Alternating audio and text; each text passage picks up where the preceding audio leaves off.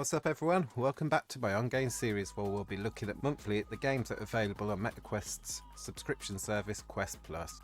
This video will be looking at March 2024's offerings. Quest Plus offers 2 games at the first of each month which you get to keep as long as you continue your subscription. Just like PlayStation Plus's monthly games, if you stop paying you lose access to them until you start up the subscription again, and all the games that you've previously redeemed you can play again. So with this series I'll be giving my thoughts, impressions and experience I've personally had with the games and show you some footage I have recorded on the Quest 3's in-headset recording. We also have a new addition to Quest Plus, the Quest Plus Games Catalogue, which I'll give a quick run through in this video and maybe give the same video for a more in-depth look. On a quick note, in the description is a link to all my game referrals for 25% off all the games I currently own. This includes Borderbots VR, Underdogs, Stranger Things VR and more. So let's jump into the first game, Contractors VR. Contractors is a team-based competitive multiplayer shooter game where you can experience the next level virtual warfare with hardcore controls, lethal weapons, customizable loadouts and intense firefights.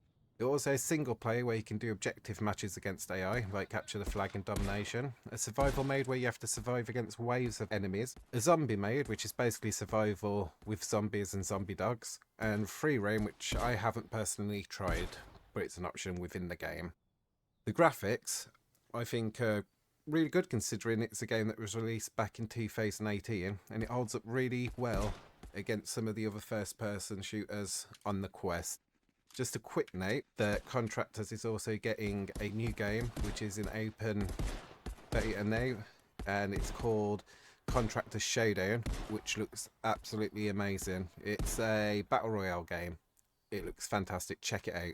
And the gameplay is really great and fun. It seems a bit better with aiming on Contractors than other FPS games that I've played, and I'm not sure if it's the game or I've gotten better over time, but the virtual gun stock in the game seems to help a lot, and it seems more helpful to me than the ones in Gates of Tabor, which I still personally like. The audio for the game is pretty much what you'd expect for an FPS game. The spatial audio is really good though. I could tell easily where the enemies were coming from, and it gave me that slight bit of an advantage just because I knew where they were. On the Quest store, the game is given a comfort rating of moderate, so it means that experiences are appropriate for many, but certainly not everyone. These experiences might incorporate some camera movement, player motion, or occasionally disorientating content and effects. At the time of recording, Contractors scored a 4.3 on the Quest store, with 70% of its players giving it a 5-star review and only 9% giving it a 1-star review. I think it's personally a really good score. If I was to give the game a star review, I'd probably give it a 4.6. Next game's Shadow Point. Shadow Point isn't usually a game that I'd be all that interested in. It's a puzzle game which is story driven, where you play as Alex Burkett and you try to solve the mystery of the missing schoolgirl Lorna McCabe. And did I mention that it's narrated by the one and only Charles Xavier, Sir Patrick Stewart? And his voice has the ability to make anything magical, and to be fair, this game, no exception. The graphics of the game are like a cel-shaded, cartoony vibe, which works great for this game, and some of the objects look really nice and the environments are quite pretty as well. The game plays from a first-person perspective and you're basically floating hands, and what surprised me is the grab mechanics work really well in the game. And the backpack, so you've got a backpack that you store items in. You use a button to open it. Now, because I play games like Ghost of Tabor and that, I'm used to reaching over my shoulder and pulling the backpack out. Took me a little bit getting used to that. The puzzles seemed intuitive, and it had me holding objects in front of a light to align a shadow to a wall in a specific shape. And to be fair, it felt really natural to do so, and it worked really well. There's also like a bird statue which was on a rotating wheel, and you had to turn the wheel to line it up perfectly with how they wanted you to. And the audio for the game, just for the fact that Patrick Stewart is narrating, it's perfect. The environmental sounds and other voiceovers, they're still really good. And I've not played the whole game, but I can just imagine the rest of the game is going to sound as good as what I've already played. On the Quest store, this game has been given a comfort rating of comfortable.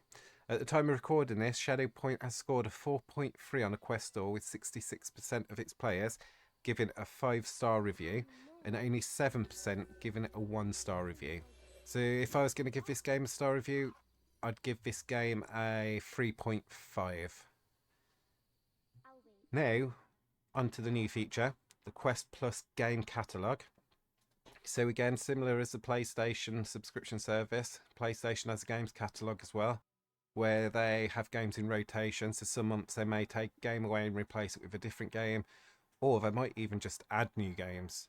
But also the reverse of it is they could also just take games. At the moment, they've added 13 games. So we've got Walkabout Mini Golf, we've got Onward, we've got The Climb, Until You Fall, Jurassic World Aftermath, Fruit Ninja, Sports Scramble, a Hand Physics Lab, a Township Tale, Demio, Red Matter, eSpire 1 VR Operative, and 2MD VR Football Unleashed All Stars.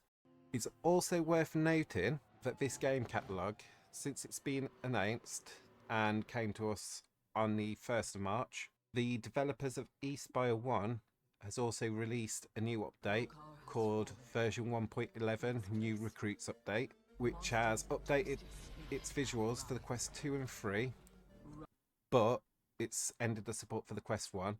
They have also removed competitive exploits for the leaderboards, and they've announced that they're working on some new paid DLC, which will include new missions in 2 new environments, which I think's fantastic news, because if it weren't for the Quest Plus games catalogue, we wouldn't have this update. So it's giving a new lease of life for a previous game, giving us improvements and additional content which might never have happened, and especially when the developers already have eSpire 2 already out. So for them to go back and support eSpire 1, I just think that's great news. So that's it for this month's MetaQuest Plus games. Are you going to try any of them out? Have you played any of them already? If so, let me know what your thoughts are down in the comments, and if you like the video, please consider liking it and subscribing to the channel for more future content, and I'll see you guys soon. Bye!